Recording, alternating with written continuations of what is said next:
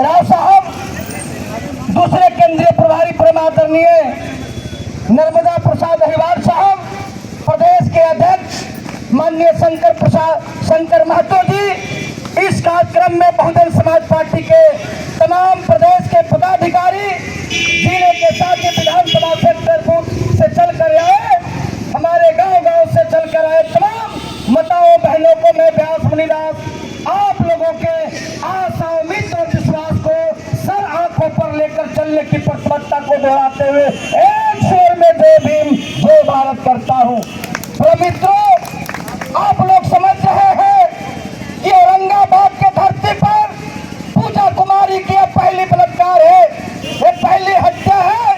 तो आप लोग अल्पत में है, एक डबल इंजन की सरकार में पूजा कुमारी की हत्या ये पहली हत्या नहीं है।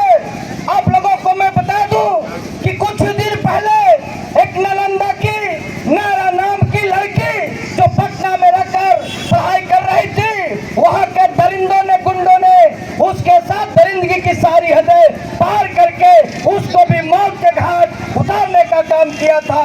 आपको मैं बता दूं, जहानाबाद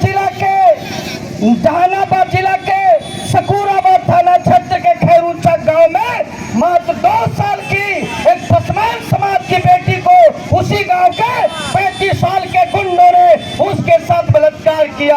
आपको बता दूं, कुछ माह पहले मुजफ्फरपुर जिला के पारू थाना में एक दलित की बेटी जो 14 साल की थी, जो रात्रि में अपनी माँ बाप के साथ सोई हुई थी, दरिंदे गुंडे बंदूक के बल पर आता है और उसको अगवा करके ले जाकर बारी बारी से बलात्कार होती है, उसके स्तन काटे जाते हैं, उसके पर्सनल पार्ट पे चाकू से वार होता है।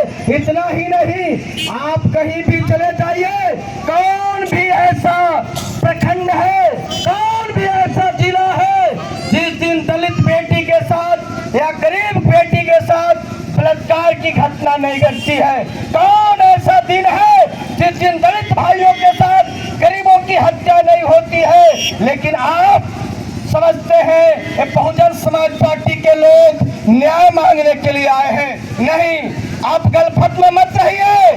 केवल हम पूजा कुमारी को न्याय मांगने के लिए नहीं आए हैं, इस सरकार को अल्टीमेटम देने आए हैं, इस समाज सरकार को चेताने आए हैं। ये गूंगी बहरी सरकार, ये पुलिस प्रशासन जो निकम्मे, ये जो माफियाओं के चाकरी करता है, माफियाओं को दलाली करता है, इस सरकार को, इस प्रशासन को बताने आए हैं कि आपको पूजा कुमारी का तो न्याय दिलाना देना ही होगा। उनके आरोपियों को 24 घंटे के अंदर आपको गिरफ्तार करना होगा। लेकिन इससे ही हमारी बात नहीं बनेगी। हम पूछने आए हैं, हम आप सरकार से पूछने आए हैं, इस प्रशासन से पूछने आए हैं कि आखिर इस लोकतंत्र में आजादी के 78 साल बीत गए, इन 78 वर्षों में दलित बेटियों के साथ कब तक बलात्कार होती रहेगी? कब तक उनकी निर्मम हत्या होती रहेगी? कब तक हमारे युवाओं को हत्या होगा? कब तक हमारे लोगों पे शोषण, दमन, अत्याचार और उत्पीड़न होगा? इस मामले में, इस संदर्भ में मेरा कहना है कि यह जो डबल इंजन की सरकार है, ये जो नीतीश कुमार है, ये नीतीश कुमार सत्ता में बने रहने के लिए इन्होंने माफियाओं के गोद में बैठ गए हैं। माफियाओं से, अपराधियों से इनकी साठगांठ है और सत्ता में बने रहने के लिए नीतीश कुमार किसी हद तक जा सकते हैं। लेकिन इस मंच के माध्यम से बहुजन समाज पार्टी आह्वान करती है कि इन अपराध की घटनाओं के लिए, दलित की बेटियों के बलात्कार के लिए, दलित बच्चों की हत्या के लिए केवल नीतीश कुमार डबल इंजन की सरकार दोषी नहीं है। सत्ता में बैठे जो विपक्ष पार्टियां हैं, ये विपक्ष पार्टियां उतना ही दोषी है। मैं एक उदाहरण के साथ आप लोगों को बताना चाहूंगा। 1994 में जब एक दलित डीएम जी कृष्णैया की हत्या हुई थी, तो जी कृष्णैया के हत्यारों को बचाने के लिए इसी जब लालू यादव और नीतीश कुमार की सरकार थी, तो इन सरकार ने उन अपराधियों को बचा लाने के लिए जेल मैनुअल में बदलाव किया था।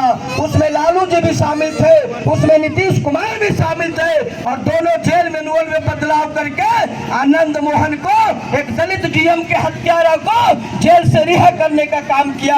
और जब जेल मैनुअल में बदलाव हुआ 27 दुर्दांत अपराधी जेल से बाहर आ गए।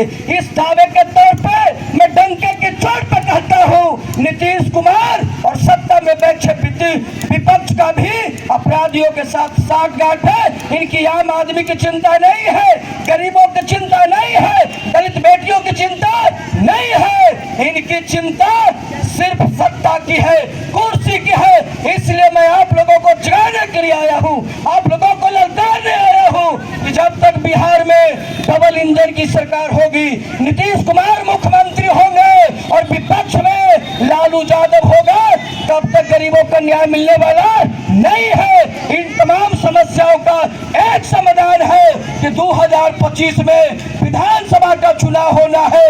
उस विधानसभा के चुनाव में बहुजन समाज पार्टी को पूरे बिहार से, हर एक विधानसभा से बहुजन समाज पार्टी मान्या बहन जी के सिपाही को, उम्मीदवारों को एक एक वोट हाथी छाप पर देखो जिता दो।